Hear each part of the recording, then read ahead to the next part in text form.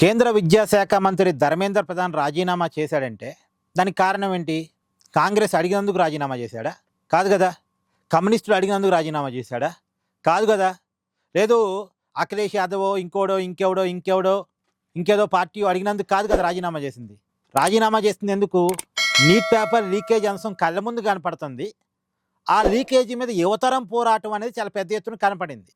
యువతరం ఢిల్లీ జంతర్ మంతర్ దగ్గర చాలా పెద్ద ఎత్తున ఆందోళన చేసింది కాబట్టి, చాలా పెద్ద ఎత్తున దేశ యువతరం ఆ ఆందోళనకి మద్దతు ఇచ్చింది కాబట్టి రాజీనామా చేయక తప్పలేదు. అంటే అది ప్రజల నుంచి వచ్చిన డిమాండ్, రాజకీయ పార్టీల నుంచి వచ్చిన డిమాండ్ కాదు. రాజకీయ పార్టీలదే ఉందండి. ఇప్పుడు కూడా కాంగ్రెస్ పార్టీ అడుగుతుంది అమిత్ షా రాజీనామా చేయమని, ఈవెన్ మోడీ రాజీనామా చేయమని కూడా అడుగుతున్నారు, కేజ్రీవాల్ లాంటి వాళ్ళు. కానీ వాళ్ళు అడిగితే ఎందుకు చేస్తారు? అసలు వాళ్ళెవరు అడగటానికి? ఈ దేశ ప్రజలు అడిగితే ఏమైనా చేయడానికి అవకాశం ఉంటుంది. అయినా ఎన్నికలు వచ్చినప్పుడు ఈ దేశ ప్రజలు ఎవరికి అధికారం ఇవ్వాలని తేలుస్తారు. అది కదా నిజం. ఇప్పుడు పంజాబ్లో ఇలా ఆందోళన జరుగుతున్నాయి. అక్కడ విద్యాశాఖ మంత్రి, వైద్య ఆరోగ్య శాఖ మంత్రి రాజీనామాలు చేయాలని. ఎందుకంటే అక్కడ కూడా పేపర్ లీకేజీలు, ఫార్మసీ ఆఫీసర్ల పేపర్ లీకేజ్ ఒకటి నడుస్తుంది అక్కడ పంజాబ్లో. అక్కడ ఆమ్ ఆద్మీ పార్టీ ప్రభుత్వానికి ఇబ్బందికరంగా ఉంది పరిస్థితి. అక్కడ యువతరం అడుగుతుంది విద్యాశాఖ మంత్రి రాజీనామా చేయమని, వైద్య ఆరోగ్య శాఖ మంత్రి రాజీనామా చేయమని అక్కడ అడుగుతున్నారు. అలాగే జార్ఖండ్లో అడుగుతున్నారు. అక్కడ కాంగ్రెస్ ప్రభుత్వం ఉంది, జార్ఖండ్ ముక్తి మోర్చాతో కలిసి. అక్కడ కూడా అక్కడ యువతరం అడుగుతుంది విద్యాశాఖ మంత్రి రాజీనామా కోసం. ఇవన్నీ జనం నుంచి వస్తున్న డిమాండ్.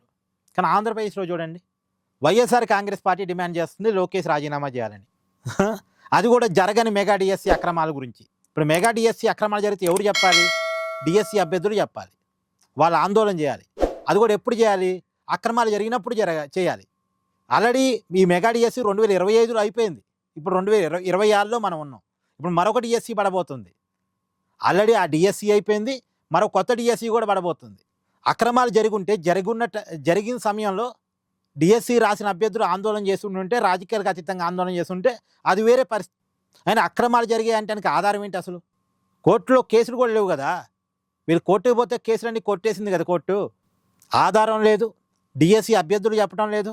కానీ వైఎస్ఆర్ కాంగ్రెస్ పార్టీ అది కూడా మెగా డిఎస్సి అయిపోయిన 1 సంవత్సరం తర్వాత ఇప్పుడు ఆందోళన చేస్తుంది లోకేష్ రాజీనామా చేయాలని. మళ్ళీ దీనికి జంజీ ఉద్యమం అని పేరు పెడుతుంది. ఈ ఉద్యమంలో పాల్గొంటున్న జంజీలు ఎవరికి తెలియదు.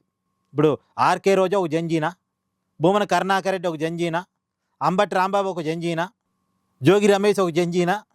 ఎవరు జంజీ అందం వీళ్ళలో? బొచ్చ సత్యనారాయణ ఒక జంజీనా? ఆయన వీళ్ళు డిమాండ్ చేస్తే లోకేష్ ఎందుకు రాజీనామా చేస్తాడు? ఎప్పుడైనా డిమాండ్ ప్రజల నుంచి రావాలి, పార్టీల నుంచి కాదు. డిమాండ్ ప్రజల నుంచి రావాలి. కానీ ప్రజలేమో లోకేష్ కావాలంటున్నారు, లోకేష్ పర్ఫార్మెన్స్ని మెచ్చుకుంటున్నారు. ఇప్పుడు నిజానికి లోకేష్ పర్ఫార్మెన్స్ కనుక నెగిటివ్ మార్కులు ఉంటే ఇప్పుడు లోకల్ బాడీ ఎన్నికల్లో వైసీపీ చూపించాలి. మరి చూపించగలదా? ఈ ప్రభుత్వం మీద తీవ్రమైన కోపం, తీవ్రమైన అసహనం, తీవ్రమైన వేదన ఉంటే ఆ రిజల్ట్ లోకల్ బాడీ ఎన్నికల్లో కనపడాలి. మరి వైఎస్ఆర్ కాంగ్రెస్ పార్టీ అది చూపించగలదా? అంటే కృత్రిమ ఉద్యమాన్ని నిర్మించాలని వైఎస్ఆర్ కాంగ్రెస్ పార్టీ చేస్తున్న ప్రయత్నం అది విఫలమవుతూనే ఉంది. మొన్న ఏమన్నారు? 31వ తారీఖు నుంచి వరుస ఆందోళనలు అన్నారు.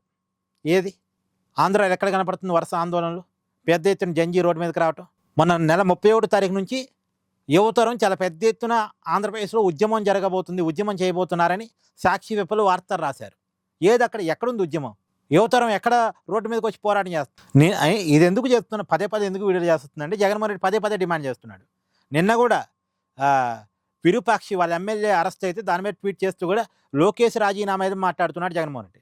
అది జగన్ కోరుకుంటే జరిగే పని కాదు, జనం కోరుకుంటే జరిగే పని. నేను మళ్ళీ చెప్తున్నా, జగన్ కోరుకుంటే ఏమీ జరగదు. మీకు ఎగ్జాంపుల్స్ చాలా చెప్పాయి ఇప్పటికి నేను. జగన్ కోరుకున్నాడు కానీ 170 సీట్లు రాలేదుగా.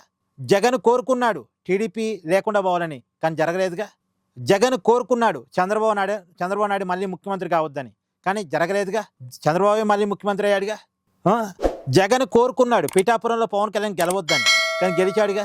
జగన్ కోరుకున్నాడు లోకేష్ మంగళగిరిలో గెలవద్దని, గెలిచాడుగా. అది కూడా మంచి మెజార్టీ తోటి, జగన్ కంటే ఎక్కువ మెజార్టీ వచ్చింది. జగన్ కోరుకున్నాడు లోకేష్కి పొలిటికల్ కెరీర్ ఉండొద్దని, ఉందిగా, మంత్రిగా కూడా ఉన్నాడుగా. సో జగన్ కోరుకుంటే ఏమీ జరగవు, జనం కోరుకుంటే జరుగుతాయి. మరి జనం కోరుకుంటున్నారంటే లేదు.